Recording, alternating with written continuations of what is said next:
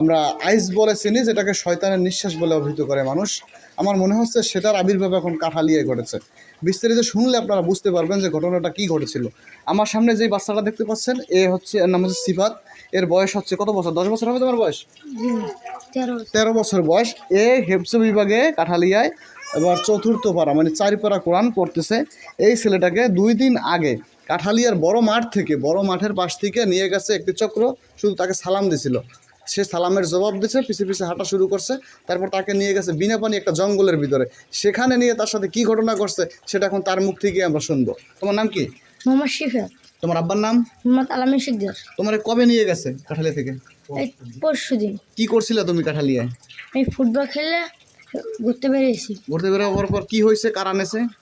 আমি বলতে পারিনি। কি তারা দেখতে কেমন ছিল? কালা পোশাক পরা। তারা শুধু কালা পোশাক পরা ছিল? জি, আর মাস্ক পরাও ছিল? জি। কি বলছে তোমারে? আমার সালাম দিয়েছে। সালাম দেওয়ার পর তুমি কি করছো? আমার সালাম দিয়েছে, আমি কিছু ওয়ালাইকুম আসসালাম। তারপরে আমার মা বাবার তুমি সালামের উত্তর দেওয়ার পর কি হয়েছে? তোমার ওখানে বসে কথা বলছে বা তোমার ওখান থেকে ধরে নিয়ে গেছে? আমার সাথে কথা বলছে, আমার জিজ্ঞেসে তুমি কয় পারা পড়ো। আচ্ছা, তারপরে আমি কি হয়েছে আমি বলতে পারিনি। তারপর তুমি অজ্ঞান হয়ে গেছো ওখান থেকেই? জি।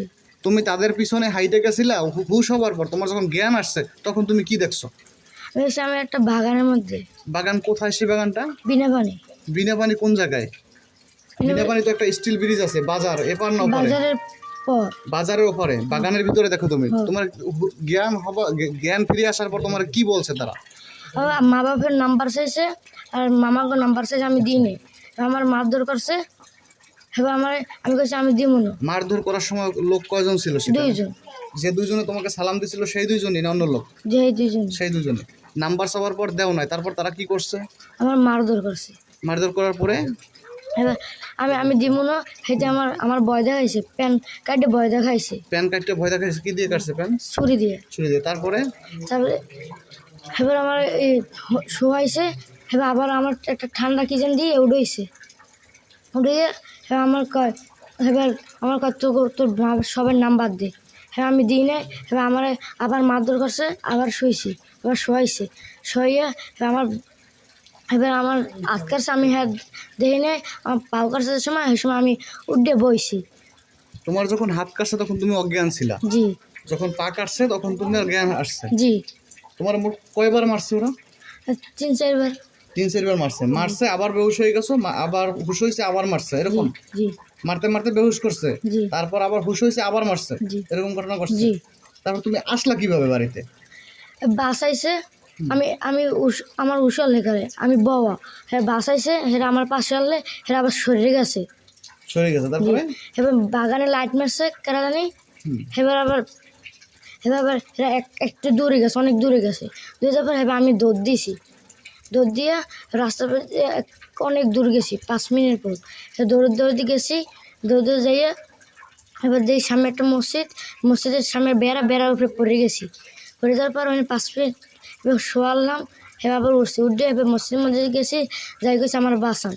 হ্যাঁ, আমার পানি টানি খাওয়াইছে। আমার কোন মসজিদের ভিতরে গেছিলাম? মসজিদের নাম কি তুমি বলতে পারবা? জি না। তারপর পানি খাওয়ার পরে কি হয়েছে? তোমার মাদ্রাসা দিয়ে গেছে? যেভাবে হুজুরের নাম্বার চাইছে, আমি অনেক ফির নাম্বার দিয়েছি, ভুল হয়েছে। দ্বিতীয় ফের দিয়েছি, সে সময় সঠিক হয়েছে। হুজুরে ফোন দিয়েছে। কোন হুজুরে ফোন দিয়েছে? সবুজ হুজুরে। সবুজ হুজুরে তোমাকে ওই জায়গা মসজিদ থেকে নিয়ে আসছে? জি। হাবেশ সাহেব নিয়ে এসছে। হাবেশ সাহেব নিয়ে আসছে। যখন তোমার মাদ্রাসা নিয়ে আসছো তখন কয়টা বাজে? 10:30 বাজে। রাত 10:30 বাজে। আর তোমার যখন নিছিল তখন কয়টা বাজে? যখন তুমি মাঠে খেলা করছিলা, খেলা করে বসো, তখন কয়টা বাজে? আসরের নামাজের পরে। দর্শক, আপনারা শুনলেন কত বড় নির্মম অত্যাচার হয়েছে একটা বাচ্চা শিশুর উপরে। একে একটা স্কুলের একটা উপজেলা মাঠ, কাঠালিয়া উপজেলা পরিষদ মাঠ, বড় মাঠ, সেই জায়গা থেকে নিয়ে বিনাপানি জঙ্গলের ভিতর নিয়ে মারধর করছে এমনভাবে যে বাচ্চাটা মারতে মারতে বেহুশ হয়েছে, আবার হুশ হবার পরে আবার মার শুরু করছে, আবার বেহুশ হয়েছে। এভাবে কয়েকবার মারছে। বেহুশ অবস্থায় তার হাতে আঘাত করছে ছুরি দিয়ে, হাত কাটছে, সেটা সে তার খেয়াল নাই যে তার হাত কাটে গেছে। যখন তার পা কাটছে তখন তার খেলা আসছে যে তার পায়ে উপোস দেওয়া হয়েছে। কত বড় জঘন্যতম মানসিকতার মানুষ। এই বিষয়টা নিয়ে আমাদের মনে হচ্ছে যে আসলে হয়তো তার ব্যক্তিগত কোনো শত্রুতা থাকতে পারে, এই কারণে ঘটনা ঘটছে। কিন্তু আমরা যতদূর এখন পর্যন্ত জানতে পারছি তাদের সাথে কোনো ব্যক্তিগত শত্রুতার কোনো তথ্য এখন পর্যন্ত আমরা পাইনি।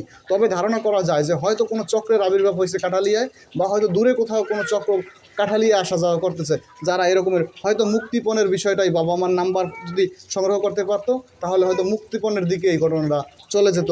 আর এই যে জীবন নিয়ে যে ছেলেটা ফিরে আসছে, হয়তো যে যদিও এটা আল্লাহ না করুক জীবন নিয়ে ফিরে নাও আসতে পারতো, তো প্রশাসনের দৃষ্টি আকর্ষণ থাকবে এই যে যদি কোনো চক্র থেকে থাকে তাদেরকে খুঁজে বের করে আইনের আওতায় আনার জন্য জোর দাবি জানাচ্ছি।